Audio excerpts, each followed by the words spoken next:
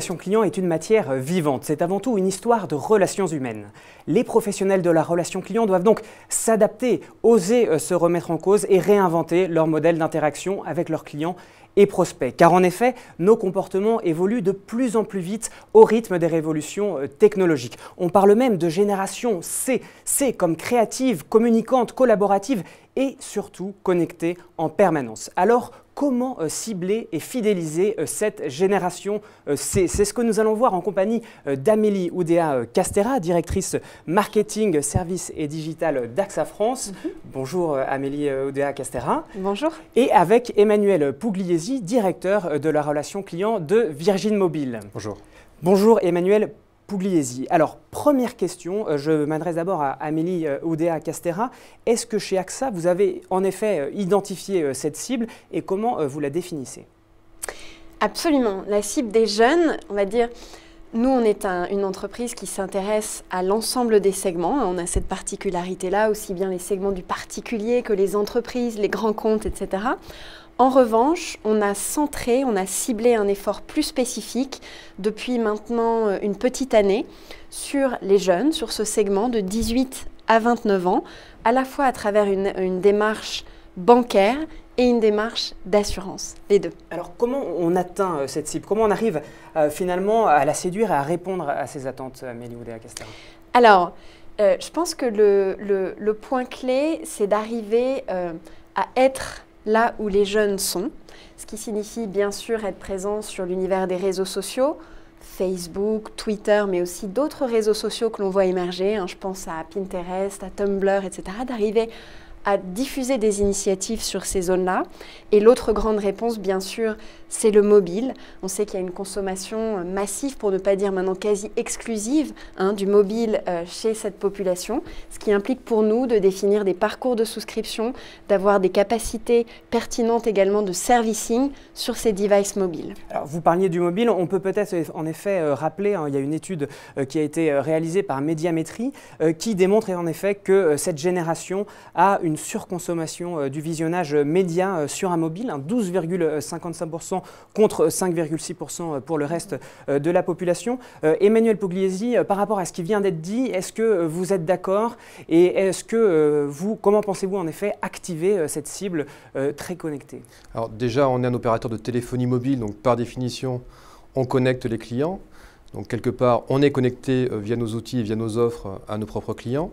Donc oui, je suis 100% d'accord avec vous. Et puis, on a aussi cette particularité d'être sur une marque forte, Virgin Mobile, qui évoque beaucoup d'agressivité pour le consommateur en termes de générosité, en termes de décalé, c'est-à-dire qu'on est une marque décalée par rapport à d'autres marques classiques de la téléphonie mobile. C'est-à-dire que dès le départ, dans l'ADN de votre marque, vous avez en effet intégré cette génération C, vous vous adressez directement à elle? Alors, on s'adressait directement à elle dès le départ, avec notre communication très décalée, et puis aussi avec nos offres, puisqu'on a été le premier opérateur à proposer dans les forfaits du SMS illimité, ce qui nous a permis d'adresser directement ces clients, ces consommateurs de la génération C, qui étaient donc demandeurs d'outils de connectivité, de communication sans limite. Et le SMS illimité a été cette première base. Et aujourd'hui, on est sur un modèle où l'Internet est en illimité. Et par conséquent, ils peuvent faire de la vidéo, ils peuvent échanger également des emails, ils peuvent faire du Skype. Donc on est complètement dans la démarche et dans les attentes de cette génération C. Alors, vous avez parlé de différents canaux. Est-ce que néanmoins, il y a un canal ou plusieurs canaux à privilégier? Alors, peut-être Amélie Oudéa-Castéra. Alors, nous, la promesse qu'on essaie de délivrer chez AXA, c'est vraiment une promesse qu'on appelle le multi-accès. C'est-à-dire la capacité pour un jeune de pouvoir accéder à un conseiller dans une agence, dans une boutique de proximité, et en même temps, la faculté à recevoir sur l'ensemble de ces terminaux, notamment le mobile, comme on l'a dit, du côté des réseaux sociaux, du côté du web, l'ensemble des produits et des services conçus par AXA à leur attention. Alors, il y a cet aspect connecté, mais dans Génération C, il y a aussi l'aspect collaboratif. Vous avez l'un et l'autre effectivement construit des plateformes autour, pour créer une communauté. Emmanuel Pugliesi, c'est la plateforme Aidez-moi. Est-ce que vous pouvez nous en dire un peu plus? Alors, la stratégie de la relation client, elle a d'abord été lancée sur le canal traditionnel de la téléphonie, donc des conseillers qui répondent au téléphone, tout simplement. On évolue ensuite sur un modèle où on a déployé de l'email pour que nous puissions répondre 24 heures sur 24, 7 jours sur 7 à des clients qui n'étaient pas non plus demandeurs d'une relation directe téléphonique par timidité ou par habitude.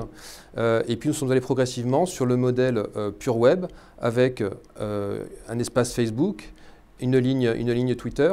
Et puis on a lancé cette année la communauté Aidez-moi de la marque Virgin Mobile, qui a une forte particularité, c'est-à-dire que c'est une communauté où on laisse nos clients et nos fans répondre à nos clients.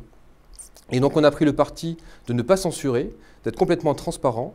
Donc tous les sujets sont adressés, les bons comme les mauvais, les bonnes nouvelles de nos fans comme parfois les difficultés qu'ils peuvent rencontrer, comme avec n'importe quel fournisseur de services.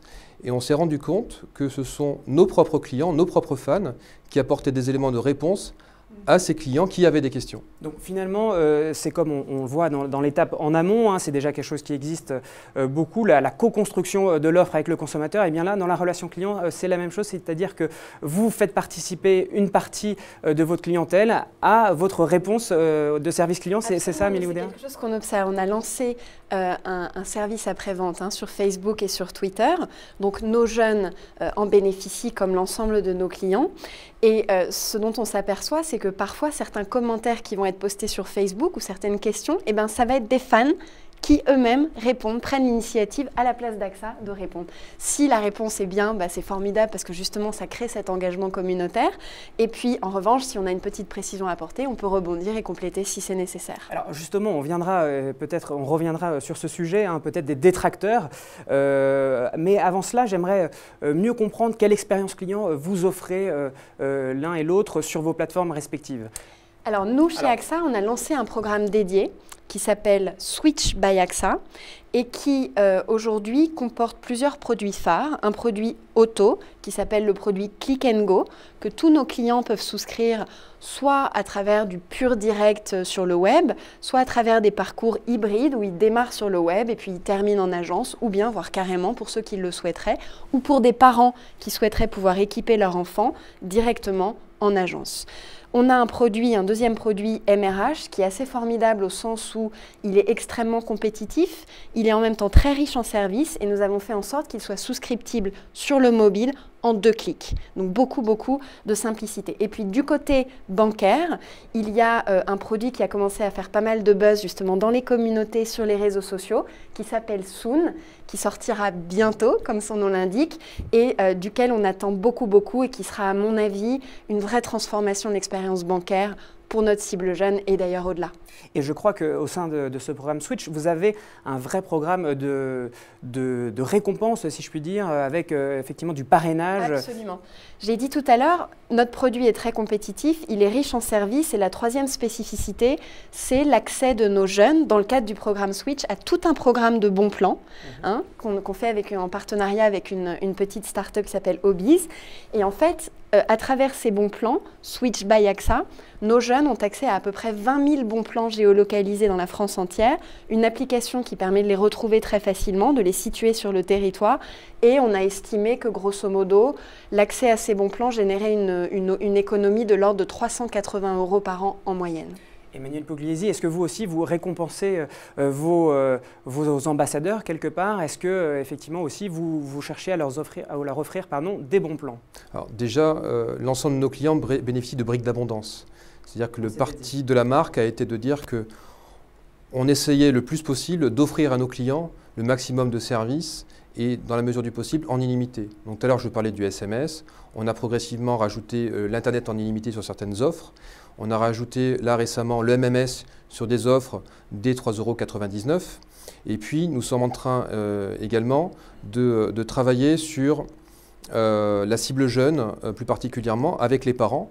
Nous avons lancé il y a quelques mois l'offre Cockpit, qui est un service qui est proposé aux parents pour pouvoir bloquer le téléphone de leurs enfants s'ils ont fait une bêtise par exemple, driver également leurs usages dans un souci de protection. J'étais hier avec les équipes de la relation client, on a une maman qui a appelé pour lever la suspension qu'elle avait demandée sur la ligne de son fils et donc elle a communiqué le mot de passe qui s'appelait punition.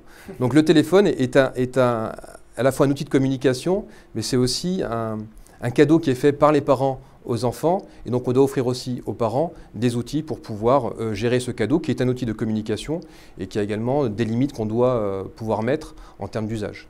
Alors, C'est la première étape. Très bien. Alors, si je vous entends, vous cherchez vraiment à impliquer effectivement les clients dans cette relation sur la durée. Du coup, vous les récompensez également pour leur contribution. Est-ce que ce sont les nouveaux leviers de la fidélisation ? Aujourd'hui, un prix et un service client classique ne suffisent plus. On est vraiment dans la création d'une affinité, c'est ça, avec la marque ? Absolument. Enfin, je pense que le premier facteur de fidélisation reste la qualité de l'expérience client que vous délivrez.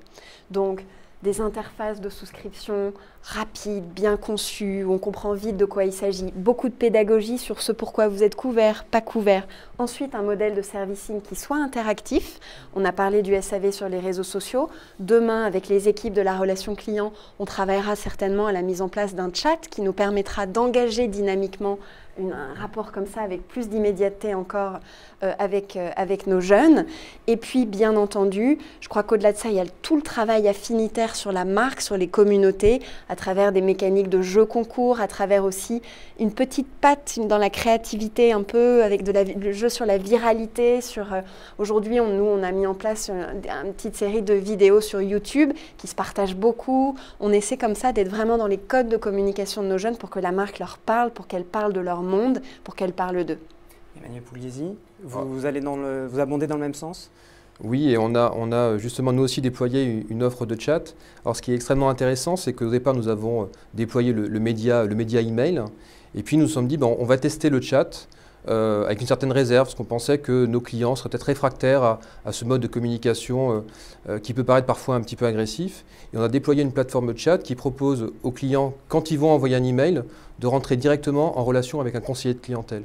Et la posture que nous avons prise était de ne pas déployer un service chat avec des conseillers de chat dans une agence purement Internet. Et nous avons pris le parti d'installer les conseillers du chat à côté des conseillers téléphoniques de la relation client traditionnelle, ce qui fait qu'on a vraiment des passerelles à la fois entre ces deux métiers d'un point de vue de nos prestataires, c'est-à-dire que des personnes peuvent commencer au téléphone et puis ensuite, en termes d'évolution professionnelle, passer sur la plateforme de chat, mais également en termes d'échange d'informations, puisque la clé derrière, c'est comprendre les problématiques de nos clients, faire évoluer nos process, nos parcours clients et nos offres. Donc on a beaucoup plus d'échanges via ce média, en installant nos conseillers téléphoniques et nos conseillers chat dans la même zone, dans le même espace. Alors vous avez tous les deux parlé de chat. Il se trouve bien que dans le cadre du club des décideurs de la relation client, donc chaque mois nous traitons d'un thème. Ce mois-ci c'est la génération C.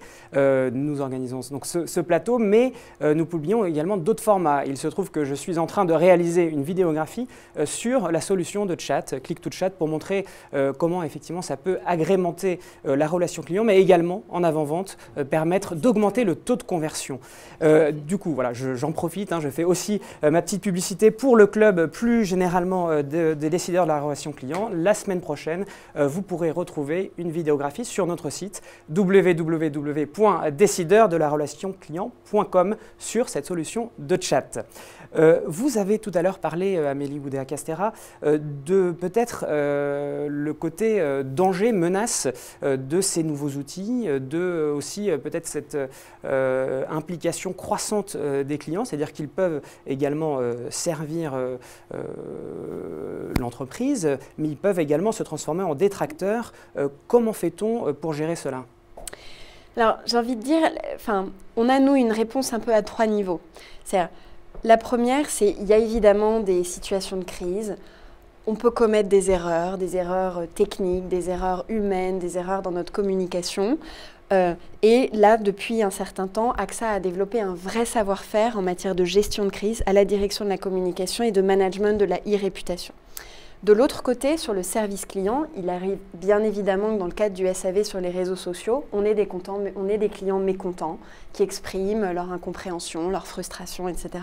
Donc là, c'est vraiment à nos conseillers d'emmener ces clients dans un espace comme la messagerie privée sur Facebook ou le direct message sur Twitter pour essayer de mieux comprendre la problématique qui s'est posée, de creuser un petit peu, d'obtenir plus de détails confidentiels sur le contrat, sur l'origine de la situation et ensuite de pouvoir appeler la personne, travailler à la résolution du problème qui ensuite peut se résoudre de façon plus publique. Et puis le troisième volet, c'est un volet, on va dire, d'accompagnement, au sens où lorsque ce sont nos jeunes eux-mêmes qui sont victimes de problématiques sur le web, d'atteinte à leur réputation à eux, ou qui peuvent avoir des problèmes avec des copains, un post hyper désagréable sur Facebook qui détruit leur réputation à l'école ou à l'université ou autre, et bien là, on les accompagne de manière proactive à travers une démarche qu'on a appelée le bon sens numérique, qui est là aussi portée par la direction de la communication chez nous et relayée sur les réseaux sociaux et qui donne un ensemble de conseils avec également un produit qui permet de les couvrir contre ça et d'avoir notamment une garantie de nettoyage de toutes leurs données numériques malveillantes sur Facebook. Emmanuel Pugliesi, quand on a un client qui exprime un mécontentement au sein de la communauté et que ça fait effectivement le buzz, hein, c'est ce qu'on appelle le bad buzz, que doit-on faire? Se boucher les oreilles, supprimer le post qui a été posté, négatif qui a été posté, ou y répondre? Comment fait-on? On a pris le parti de ne pas censurer, c'est-à-dire qu'on laisse les posts négatifs. Alors, dès lors qu'ils ne touchent pas à la personne, voilà, qu'on soit sur des détracteurs qui ont eu un problème SAV ou qui ont un problème avec la marque. Et on s'est rendu compte sur la communauté qu'il y avait une autorégulation, quelque part, par les membres de la communauté. C'est-à-dire que nos propres clients prennent la défense de la marque parce qu'ils sont des vrais fans de la marque, ou apportent des solutions parce qu'ils peuvent avoir rencontré ce problème dans le passé et par conséquent, ils savent apporter une solution à ce problème. Et puis parfois, on est amené, nous aussi, à intervenir. On va tout simplement contacter le client en message privé, comme vous le faites. On va lui demander ses coordonnées parce que souvent, on a un alias, on n'a pas son numéro de téléphone. Et donc, un conseiller va prendre le relais, va essayer de résoudre son problème et lui apporter une solution. Et il se passe souvent que derrière, nous avons les détracteurs qui se mettent à poster des messages positifs en expliquant qu'ils avaient un problème, on a apporté une solution, ça s'est passé rapidement et donc ils sont satisfaits. Et alors, j'aurais une dernière question, ça sera effectivement la dernière question du plateau. Dans le prolongement de votre réponse, est-ce que finalement, du fait de cet accroissement d'affinité entre les marques et les clients, quelque part, la solution aussi, hein, pour éviter ce bad buzz et le résorber, c'est d'accepter d'être imparfait. C'est-à-dire qu'aujourd'hui, comme la relation, elle est beaucoup plus étroite, eh bien, tout simplement, si on accepte qu'on a fait une erreur, est-ce que c'est pas comme ça qu'on va réussir à transformer Non, absolument. Je pense que d'une part, à l'heure du digital et a fortiori quand on s'occupe des jeunes, je pense qu'il y a un vrai impératif d'humilité quand on n'a pas été à la hauteur. Et je pense que c'est vraiment pour une marque s'honorer que de savoir le reconnaître et arriver à rectifier la difficulté qui s'est posée pour que le client se sente à l'aise. Emmanuel Pugliesi. Nous avons constaté dans les messages que nous avons pu poster sur des incidents techniques par exemple, que la transparence payait. Et au final, les clients nous remerciaient de cette transparence, même si quelque part ils avaient subi des incidents, des problèmes, mais finalement comme chez les autres opérateurs. Eh bien, ce sera le mot de la fin. Merci beaucoup Emmanuel Pugliesi, merci beaucoup Amélie Oudéa-Castéra d'avoir répondu à mes questions. Et puis, merci beaucoup. Et quant à moi, eh bien, je vous donne rendez-vous sur notre site www.décideur-de-la-relation-client.com où vous pourrez découvrir, je vous l'ai dit, une prochaine vidéographie la semaine prochaine sur le chat, mais d'ores et déjà, vous pourrez également trouver d'autres avis d'experts sur ce thème de la génération C. Je pense notamment à l'avis de Philippe Bloch, un conférencier, animateur de radio et de télévision, chroniqueur régulier sur BFM Business et qui a écrit un livre sur le service compris 2.0, 360 idées pour améliorer la qualité de service à l'heure d'Internet. Eh bien, Philippe Bloch s'est exprimé sur notre site à propos de cette génération C. Bonne visite.